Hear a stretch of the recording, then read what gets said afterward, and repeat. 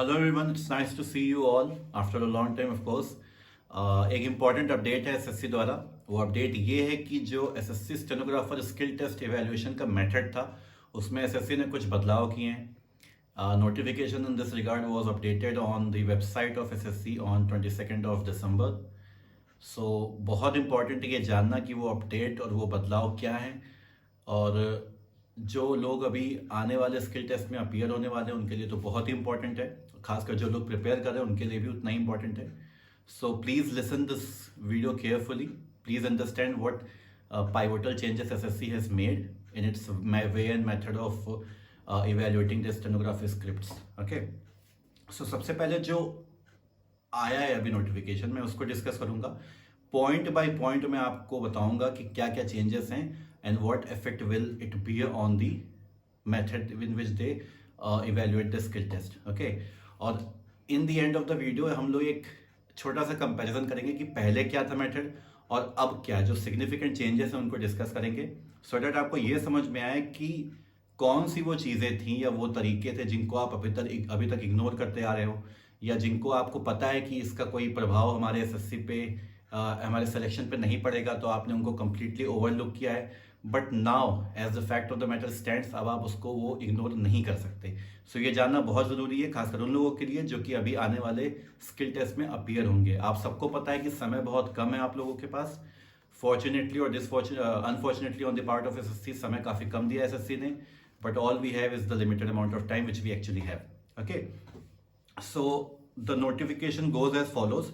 सबसे पहले लिखा है फुल मिस्टेक्स के बारे में। आपको पता है कि जो ग्रेड डी के लिए अपीयर होते हैं उनकी स्पीड होती है 80 वर्ड्स पर मिनट, मीनिंग देयर बाय कि 10 मिनट के ड्यूरेशन में 800 वर्ड बोले जाएंगे, और उसमें जो परमिसिबल एरर लिमिट होती है वो होती है 7%। Obviously I am talking about unreserved category, the UR category. And as far as grade C is concern, where 100 words per minute dictation is given for the duration of 10 minutes. The maximum permissible error limit is 5% only. Meaning thereby कि आप 50 mistake उसमें कर सकते हो, on the contrary आप D में 70 mistake कर सकते हो। ठीक है, this goes for general category, unreserved category. अच्छा, तो दो तरीके की चीज़ होती है, दो तरीके की मिस्टेक्स होती है। एक होता है फुल मिस्टेक, एक होता है हाफ मिस्टेक। फुल मिस्टेक क्या होती है, क्या क्या चेंजेस हुए हैं वो एक एक करके पढ़ते हैं, एक एक करके समझने की कोशिश करते हैं। नंबर 1, इसमें यह लिखा है कि every omission of a word और figure, full stop, in case a group of words are omitted, comma, as many mistakes as the actual number of omitted words will be counted. अब मैं इसको आपको इजीली बताता हूं है क्या ये। एक्चुअली ये सिंपल ये कह रहा है कि एक वर्ड या कितने भी वर्ड या फिगर वर्ड का मतलब होता है जैसे डॉग, कैट, माउस, ये सब। फिगर का मतलब होता है जैसे कोई नंबर, कोई पर्टिकुलर फ्रेज। ठीक है, तो जो आपने ओमिट किया है, अगर आपने एक वर्ड ओमिट किया है तो आपकी एक फुल मिस्टेक कटेगी, 2 किया है तो 2 फुल मिस्टेक कटेगी, 10 किए हैं 10 फुल मिस्टेक कटेगी। Once upon a time there lived a person, इसमें जितने वर्ड्स हैं अगर आपने सारे ओमिट किए हैं तो जितने वर्ड्स हैं उतनी फुल मिस्टेक कटेगी। ठीक है, आई होप ये क्लियर हो गया होगा पॉइंट, इजी पॉइंट है ये। नंबर 2 ये लिखा है every substitution of a wrong word और figure, full stop, if a figure is written correctly either in numeral or words, both will be acceptable and will not be counted as a mistake। अब देखिए ये एक बहुत important point है। Actually अभी तक ये होता था कि मान लीजिए एसएससी डिक्टेशन में बोला गया 100, तो students use to get confused कि 100 लिखना है या HUNDRED लिखना है। तो एसएससी ने ये चीज यहाँ पे क्लियर किया है कि दोनों ही विल बी एक्सेप्टेड। ठीक है, दोनों ही चीजें सही मानी जाएंगी, तो आप कोई भी तरीका लिख सकते हो। अच्छा, जैसे 1968 है तो 1968 लिखना है कि ओ यानी 1 और फिर NI यानी 9 पूरा लिखना है। तो आप अगर 1968 लिख रहे हो तो it will be counted as a right thing. Okay, फिर उसके बाद लिखा है the number of mistakes will be equal to the number of dictated words not written by the candidate plus the number of wrongly substituted words. जैसे कि मान लीजिए बोला गया था आपको वंस अपॉन अ टाइम। ठीक है, तो वंस अपॉन अ टाइम के बीच में आपने अगर कुछ रॉन्ग सब्सटीट्यूशन कर दिया, ठीक है, कोई अननेसेसरी एडिशन कर दिया, या once upon there a time कुछ ऐसा लिख दिया आपने, तो देयर यहाँ पे अननेसेसरी वर्ड है तो एक उसकी एक्स्ट्रा मिस्टेक कटेगी, फुल मिस्टेक। ओके, तो हर एक रॉन्ग वर्ड का सब्सटीट्यूशन एक फुल मिस्टेक माना जाएगा आपको। तीसरी चीज, every addition of a word और फिगर और symbol not occurring in the dictated passage. जैसे मान लीजिए पैसेज में कुछ डिक्टेट किया गया है और कोई ऐसा वर्ड है जो पैसेज में डिक्टेट ही नहीं किया गया, आपने हो सकता है उसको मिसहियर किया हो, आपने हो सकता है उसको गलत तरीके से रिकग्नाइज किया हो, तो अगर आप वो वाला वर्ड उसमें इंसर्ट कर देते हो तो वो भी एक फुल मिस्टेक काउंट होगा। जैसे मान लीजिए पूरे पैसेज में कहीं पे भी MAN मैन आया ही नहीं, बट स्टिल आपने जो अपना ट्रांसक्रिप्शन दिखाया उसमें आपने मैन डब्ल्यूसी डाल दिया, तो it will counted as one full mistake. अब डी पॉइंट है for repetition of word, example I shall be grateful, ये तो इजी चीज है समझना। अगर आप अननेसेसरी रिपीटेशन करते हैं, ठीक है, रिडंडेंसी करते हैं, तो उस मामले में भी एक फुल मिस्टेक काउंट होगी। फिर फिफ्थ पॉइंट है फॉर एवरी इनकम्प्लीट वर्ड। अब देखिए ये थोड़ा सा इंटरेस्टिंग है। जैसे मान लीजिए सिनेमा लिखा है तो CINEMA, ठीक है, ये पूरा प्रॉपर अल्फाबेटिकल मीनिंग होता है सिनेमा का। अगर आपने SINMA लिख दिया, ई आपने नहीं लिखा, ई आप ओमिट कर गए या ई आप लिखना भूल गए, टाइप करना भूल गए, तो ऐसे में it will be counted as one full mistake. Okay, remember it will not be counted as a misspelled word, it will be counted as one full mistake. फिर सिक्स्थ पॉइंट है all left over words of the passage. मान लीजिए passage में 700 word बोले गए थे, आपने 690 word किए हैं, तो ऐसे में 10 फुल मिस्टेक आपकी काउंट हो जाएंगी। ओके, फिर सेवंथ पॉइंट है candidates are required to type the actual words as dictated, abbreviation used for expanded words will be treated as full mistakes and vice versa. कहने का मतलब ये है, अगर डिक्टेशन में बोला गया United States of America, the United States of America, तो आपको the United States of America ही लिखना है, द USA नहीं लिख सकते हो आप। ओके, इसका सिंपल मतलब ये है, क्योंकि अगर आपने द USA लिखा तो याद रखिए USA will be counted as a wrongly substituted word, तो एक मिस्टेक आपकी USA लिखने की कटेगी और 3 मिस्टेक कटेगी यूनाइटेड स्टेट्स, एक्चुअली 4 मिस्टेक कटेगी यूनाइटेड स्टेट्स ऑफ अमेरिका ना लिखने की। तो कहने का मतलब है 5 मिस्टेक टोटल कटेगी। आपको ये लग रहा होगा कि यूनाइटेड स्टेट्स ऑफ अमेरिका जगह USA लिखा तो हो सकता है 4 मिस्टेक कटेगी, नहीं, वो 5 मिस्टेक कटेगी। जो एक्चुअल फ्रेज था वो आपने नहीं लिखा और उसकी जगह आपने गलत वर्ड को सब्सटीट्यूट किया। अब फिर लास्ट पॉइंट ये दिया है, if a candidate types words और lines of the passage in all capital letters it will be counted full mistakes. कहने का मतलब ये है, once upon a time there lived a man, इसमें मान लीजिए जितने भी वर्ड हैं आपने सबों को कैपिटल में यानी अपर केस अल्फाबेट में टाइप कर दिया, तो हर एक particular word will amount to one full mistake. तो ये सारे फुल मिस्टेक की चीज थी। अब हम लोग आते हैं हाफ मिस्टेक्स के बारे में। Wrong spelling, okay, wrong spelling जो है, रॉन्ग स्पेलिंग को हाफ मिस्टेक माना जाएगा। अब देखिए इसमें आपके मन में भी ये चीज आई होगी कि इनकम्प्लीट वर्ड और रॉन्ग स्पेलिंग में क्या अंतर होता है।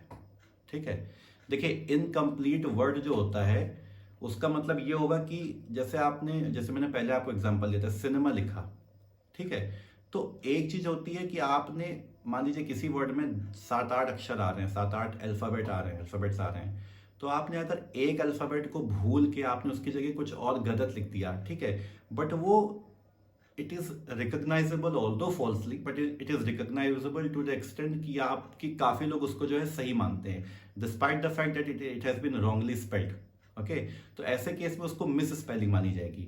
लेकिन अगर आप उसके 2-3 अल्फाबेट गायब ही कर देते ऑल टुगेदर, तो ऐसे में वो इनकम्प्लीट वर्ड माना जाएगा। दोनों में अंतर समझिए। जैसे मान लीजिए कोई वर्ड है इनकम्प्रीहेंसिबल, ठीक है, तो अगर आप इनकॉम्प्रीहेंसिबल में BL लिखते या BEL लिख देते हैं, जबकि BL ही होता है स्पेलिंग, तो BEL अगर लिख देते हैं तो उसको रॉन्गली स्पेल्ड माना जाएगा।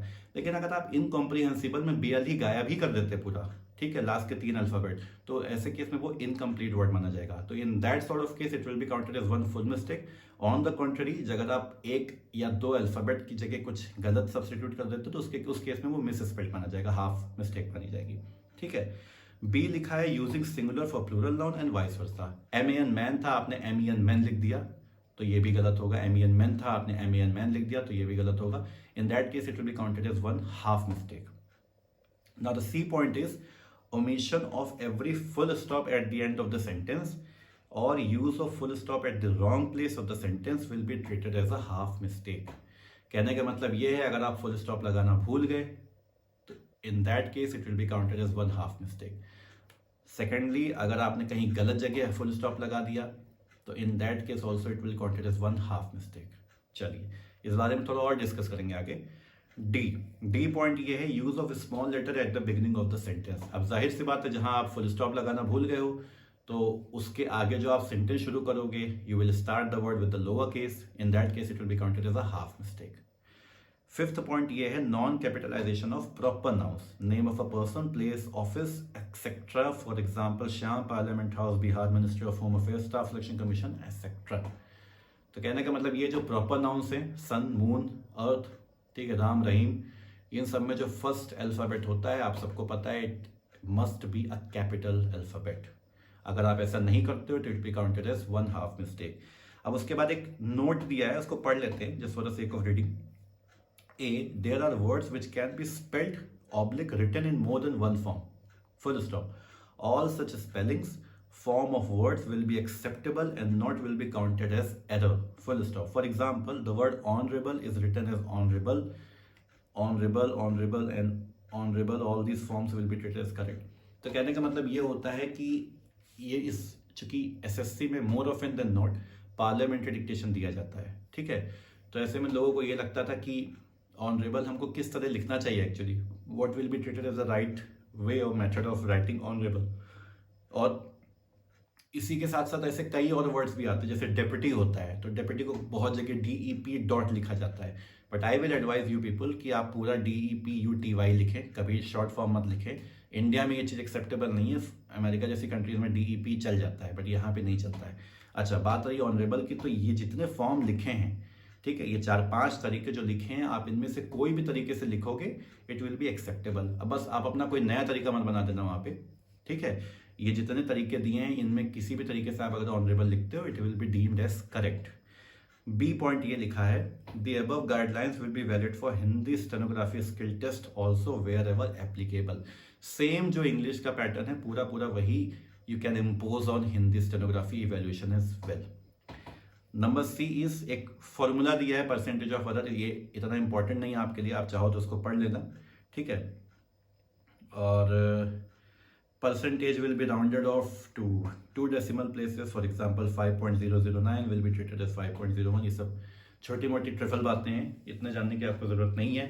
अब मेन सवाल ये आता है कि अभी तक होता क्या था, and why this notification is of utmost important for those who are preparing for this skill test, SSC stenographer skill test. The main reason is कि कुछ चीज़ें इसमें इतनी भयंकर बदलाव किए गए हैं, ठीक है, जो आपको पता होना बहुत ज़रूरी है। Most important thing regarding full stop, अभी तक SSC में फुल स्टॉप हो या फिर कॉमा हो, इसका एडिशन, अनएडिशन, सब्सटीट्यूशन, इन सब के रिगार्डिंग कोई भी मिस्टेक नहीं करती थी, आइदर फुल मिस्टेक और हाफ मिस्टेक, कुछ भी नहीं करती थी। बट इस बार एसएससी ने इस हाफ मिस्टेक के थर्ड पॉइंट पे क्लियरली ये चीज बोली है कि omission of every full stop at the end of the sentence और use of full stop at the wrong place of the sentence will be treated as a half mistake. तो कहने का ये मतलब है, कॉमा के बारे में अभी भी नहीं बताया है, याद रखिएगा, ठीक है। कॉमा और पैराग्राफ, इन दोनों के बारे में अभी भी कोई जिक्र नहीं हुआ है। तो कहने का ये मतलब है, आप कॉमा लगाओ या ना लगाओ, इट डजंट मैटर, बट मेरी सलाह मानो आप तो अननेसेसरली कॉमा या पैराग्राफ मत लगाना, ठीक है। It won't be of much help to you people, but अगर आप अननेसेसरी लगाओगे तो it may cause some trouble for you, okay. But हाँ, फुल स्टॉप का अब आपको डिक्टेशन ध्यान से सुनना पड़ेगा। ध्यान से सुनना पहले भी सुनते थे, पर ध्यान से सुनना इन द सेंस कि अब आपको पॉज नोटिस करने पड़ेंगे, and accordingly as per your reading comprehension ability and as per your discretion and as per what you have been able to do and how good you are at reading things and understanding things or comprehending things, you will be required to put full stop on the appropriate places, otherwise one omission of full stop will be treated as one half mistake, okay। जाहिर सी बात है, मैंने पहले ही बताया, जहां full stop लगाना आप भूलोगे, you will start the next sentence with a small case word which will again be counted as one half mistake. So ultimately अगर आप ध्यान से सोचो तो एक फुल स्टॉप ना लगाना आपको एक फुल मिस्टेक कॉस्ट करेगा, ना कि एक half mistake. I hope you guys understanding what I am trying to tell you, okay.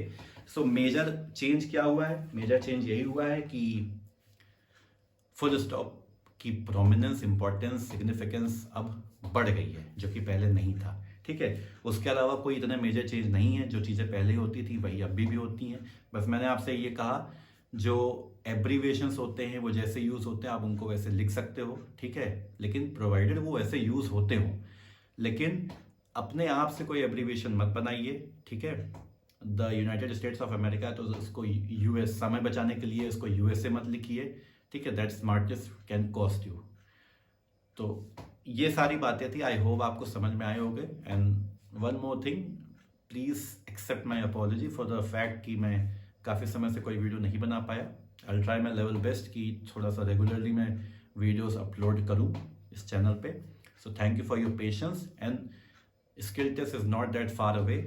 I request all of you guys to prepare your best way possible for the upcoming skill test, taking cognizance of what changes SSC has made in its way and method of evaluating the skill test script. ठीक है, तो with these words allow me to leave.